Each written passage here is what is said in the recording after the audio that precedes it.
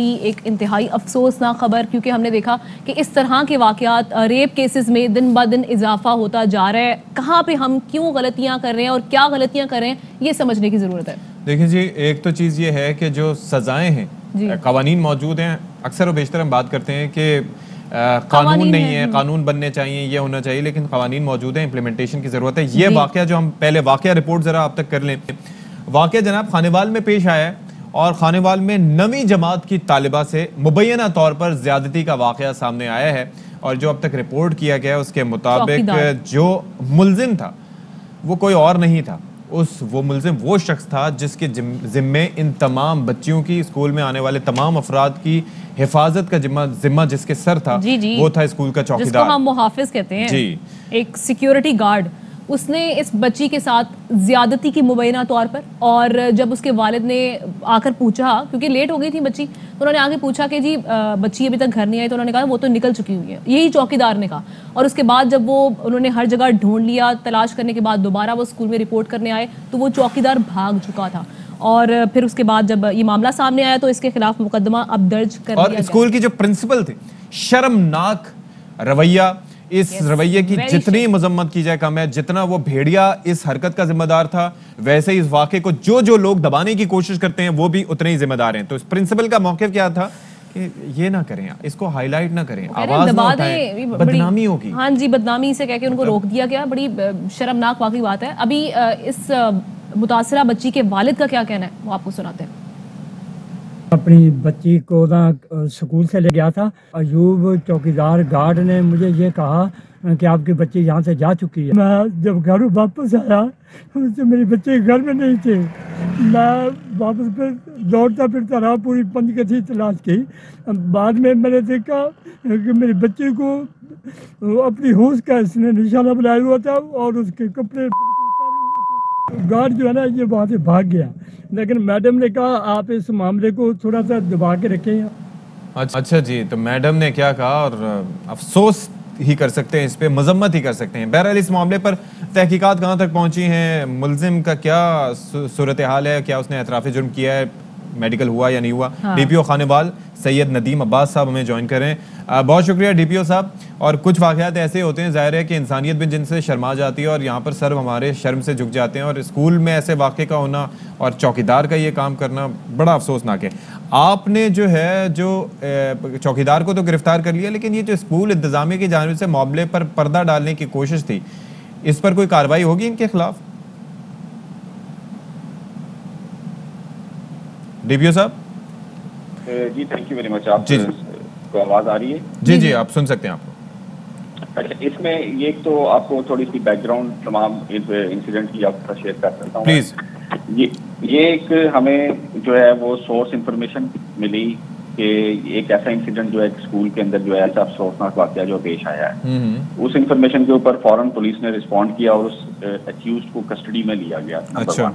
और फिर जो है विक्टिम को अप्रोच किया, विक्टिम काउंसलिंग की, उसके फादर को अप्रोच किया कि इसके ऊपर जो है आप इसके अगेंस्ट जो है क्रिमिनल प्रोसीडिंग करवाएं। तो उन्होंने फिर इसके खिलाफ एप्लीकेशन की और उसको हमने एफआईआर रजिस्टर्ड की है। अच्छा। सेकेंडली, इसमें जब हमारा फर्दर जब इसको प्रोव किया गया है तो ये पता लगा ये 13 दिसंबर का इंसिडेंट था कि जब बच्ची स्कूल में मौजूद थी, और यानी कि अब से तकरीबन 3 महीने पहले का, 2-2.5 महीने।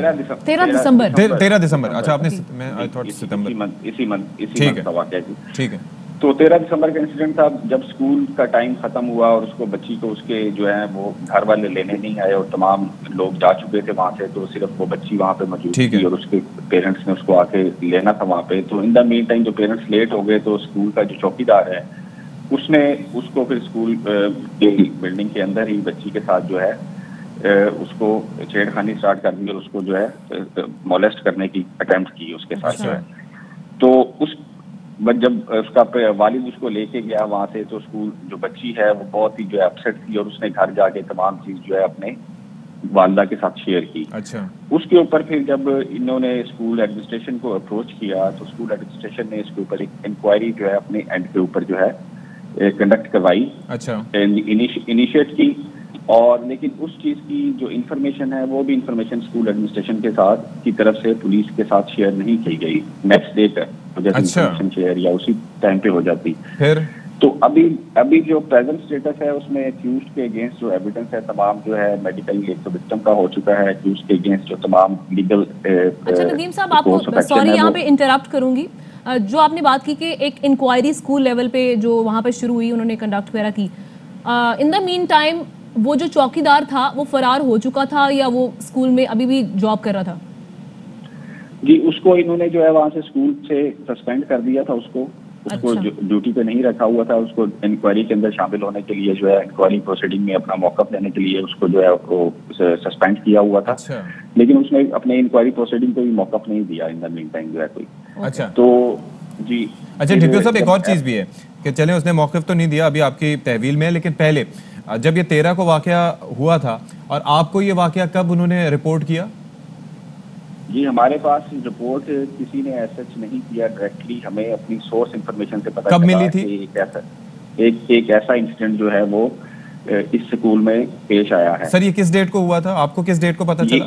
ये हमें 20 दिसंबर को लेट आवर्स में पता चला। अच्छा, और 20 दिसंबर को पता चला था, तो मीनवाइल जो बच्ची का जो मेडिकल था वो किस डेट को हुआ? मेडिकल उसका नेक्स्ट डे फिर हमने करवाया उसका। अच्छा। यानी कि 21 को, तो 21 को 13 को वाकया पेश आया, 21 को आपने मेडिकल करवाया, तो इतने दिन गुजरने के बाद जो एविडेंस वहां से मिला वो कंक्लूसिव था?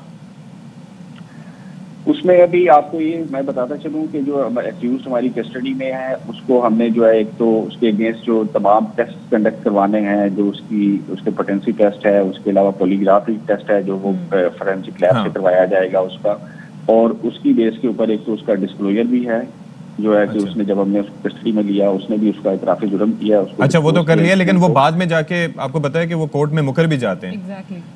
तो ये जो एविडेंस होता है, ये जो डीएनए प्रूफ्स होते हैं, क्या आप लोग वो एक्वायर करने में कामयाब हुए इतने दिन गुजरने के बाद?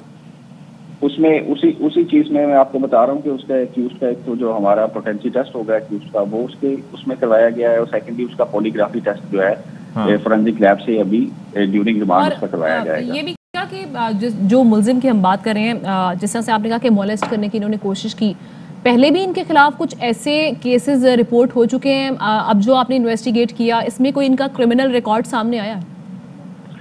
ऐसा जो उसका क्रिमिनल रिकॉर्ड नहीं है, लेकिन ऐसी कंप्लेंट्स जो है अभी जब से हम प्रोब कर रहे हैं तो ऐसी कंप्लेंट सामने आई है कि पहले भी इसने इस किस्म की जो एक्टिविटी की जो है उसको दबा रही है। तो उसमें और इसी स्कूल में जो इसी स्कूल में जी ये इसी स्कूल में तकरीबन 5 साल से जो है यहाँ पे अपना तो फिर स्कूल इंतजामिया को चेक करें ना, ड्यूटी कर रहा है। तो उसमें हम यही है कि तमाम एक तो जो है स्कूल की एडमिनिस्ट्रेशन जो पहले भी रही होगी, मे भी वो कुछ लोग वहाँ से ट्रांसफर हो चुके हैं, तमाम को अप्रोच करके इसके अगेंस्ट जो भी कंप्लेंट है उसको हम तमाम चीजें इकट्ठी कर रहे हैं, और जो भी इसमें विक्टिम होगा उसको। अच्छा डीपीओ साहब, एक और फैक्टर भी है कि देखें आप भी जाहिर है कि साहिब औलाद होंगे, बाकी जो लोग भी देख रहे हैं, स्कूलों में एक तरीक़ेकार होता है। तरीक़ेकार ये होता है कि जब भी स्टूडेंट्स, जो भी बच्चे अगर वालिदैन नहीं पहुंचे लेने के लिए, तो कम से कम जो फीमेल टीचर्स होती हैं उनकी रिस्पॉन्सिबिलिटी होती है कि वो वहाँ पर बच्चों या बच्चियों के साथ मौजूद रहें, सिर्फ चौकीदार के हवाले करके उनको ना जाएं। इस वाक़े में ये जो क्रिमिनल नेग्लिजेंस हुई है, इसके ऊपर पुलिस कोई कार्रवाई का इरादा रखती है स्कूल इंतजामिया के खिलाफ? जी, इसमें बिल्कुल ऐसा जो आप जिस पॉइंट को हाईलाइट कर रहे हैं, ये पॉइंट हमने भी उसी वक्त जब हमें पता चला है उस चीज को हमने बिल्कुल टेकअप किया है कि ऐसी जब एक स्कूल के अंदर जब स्टूडेंट्स मौजूद हैं और अभी तक नहीं गए, तो उसके ऊपर जो है स्कूल एडमिनिस्ट्रेशन कैसे उसको जो है अपने तमाम लोग वहां से चले जाएं और पीछे कोई मौजूद ना हो। तो उसके लिए हमने जो हमारे ये डिस्ट्रिक्ट एजुकेशन ऑफिसर जो इंचार्ज हैं तमाम स्कूलों के, उनको भी ऑन बोर्ड किया कि इसको अपने एंड पे जो है देखेंगे और इसमें जो नेग्लिजेंट होगा उसकी रिस्पॉन्सिबिलिटी फिक्स करें उसकी। अच्छा सर, एक और चीज़ बताइएगा कि ये वालिद की वीडियो भी सामने आई है, सारी चीज़ें सामने आई है, और ये वाकया 13 को हुआ, और आपके इल्म में है कि जो डीएनए प्रूफिंग और इस वक्त खुदा न ख्वास्ता इस तरह का कोई वाकया होता है उसके बाद रिपोर्ट करना और मेडिकल लीगल कराना बहुत ज़रूरी होता है। तो ये जो वालिद जब उनकी वीडियो भी आ गई सारी चीज़ें, तो उन्होंने पुलिस को अप्रोच क्यों नहीं किया? और अगर अप्रोच ना करने में जितनी देर हुई, इससे कई एविडेंस जो हैं वो ज़ाया हो जाते हैं जो कि आगे कोर्ट में काफ़ी कलीदी किरदार अदा करते हैं। जी बिल्कुल, इंसिडेंट में जिस तरह इंसिडेंट की इंफॉर्मेशन में जो है एक डिले है, उसकी वजह से जो आप इस पॉइंट ऑफ जिस एविडेंस को हाईलाइट कर रहे हैं, डेफिनेटली वो एविडेंस जो है वो स्पॉयल हो जाता है इन द मीन टाइम। ऐसा ही है। अब उसमें अब जो उसके पेरेंट्स की तरफ से अप्रोच ना करना, स्कूल एडमिनिस्ट्रेशन को बताना, उनके नोटिस में ना लाना, पुलिस के उनके नोटिस में लाना और पुलिस को ना बताना, ये बहुत जरूरी उसमें डेफिनेटली एक तो अगर उनको स्कूल एडमिनिस्ट्रेशन की तरफ से भी एनकरेजमेंट मिल जाती और या फिर जो है वो हमारे पास आ जाते तो डेफिनेटली वो जो एविडेंस का स्पॉयल होना है उसको उसको रोका जा सकता था। ठीक है जी। डीपीओ खानेवाल साहब सैयद नदीम अब्बास साहब हमारे साथ मौजूद थे, अपना मौकिफ वो पेश कर रहे थे और वो यही कह रहे थे कि इन्वेस्टिगेट इस मामले को थॉरोली किया जा रहा है और इसके अलावा पॉलीग्राफिक टेस्ट होगा और उसके बाद फोरेंसिक होगा, फिर उसके बाद नतीजा पहुंचेगा। तो बात यह है कि सत्ती सबसे बड़ा अलमिया यही है कि ऐसे अभी भी स्कूल्स हैं, ऐसे पेरेंट्स हैं जो कि दबाव में आ जाते हैं। स्कूल्स भी ये कह देते हैं कि जी इस मामले को यहीं दबा दिया जाए। अब ये डीपीओ साहब भी यही कह रहे थे कि जी पहले भी इनके खिलाफ इसी स्कूल में एक बच्ची को हरासा करने का केस था। I think he was raising some point at the end, लेकिन ये है कि वो बात उनकी हम सुन नहीं पाए। लेकिन बहरहाल ज़रूरी है कि ये जो इंसिडेंट हुआ था फ़ौरन रिपोर्ट कर दिया जाता। देखें डीएनए ये अभी ज़ाहिर है कुछ कहना कबल वक्त है, लेकिन ऐसे बहुत से वाक़यात हमने रिपोर्ट किए हैं तो वो वेस्ट हो चुका है। बिकॉज डीपीओ साहब इज़ टॉकिंग अबाउट नाउ कि वो जो अब एविडेंस होगा उसका बयान है, इकबाली बयान जो वो देगा, और दूसरा ये है कि पॉलीग्राफिक टेस्ट जो डीएनए का एविडेंस है 7 दिन गुजरने के बाद उसकी वो इनकंक्लूसिव होगा। तो ये सोचने की जरूरत होगी। तो फिर वही बात आ जाती है कि पेरेंट्स पे स्कूल का प्रेशर भी चलें, अल्लाह उनके लिए आसानियां करें और मुल्जिम को प्रोसिक्यूट किया जाए और इंतजामिया के खिलाफ भी कार्रवाई की जाए कि आप कैसे बच्चों को अकेले कम से कम रिपोर्ट हुआ ये वाकया। अहम तरीन खबरें अब एक क्लिक की दूरी पर। आपके पसंदीदा टॉक शोज हों या अहम मुल्की या गैर मुल्की शख्सियात की न्यूज कॉन्फ्रेंसेस, हर लम्हा बाखबर रहने के लिए सब्सक्राइब करें हमारा YouTube चैनल। मौसम की सूरत हाल हो या खेल के मैदान से खबरें, अपने मोबाइल फोन से मुल्की और बैनुल-अक़वामी अहम खबरों तक रसाई के लिए डाउनलोड कीजिए मोबाइल ऐप। बावसूख ज़राए से मुसद्दिका खबरों, तज्ज़ियों और तबसरों से मुस्तफ़ीद होने के लिए विजिट कीजिए पाकिस्तान की सबसे बड़ी न्यूज वेबसाइट www.arYnews.tv।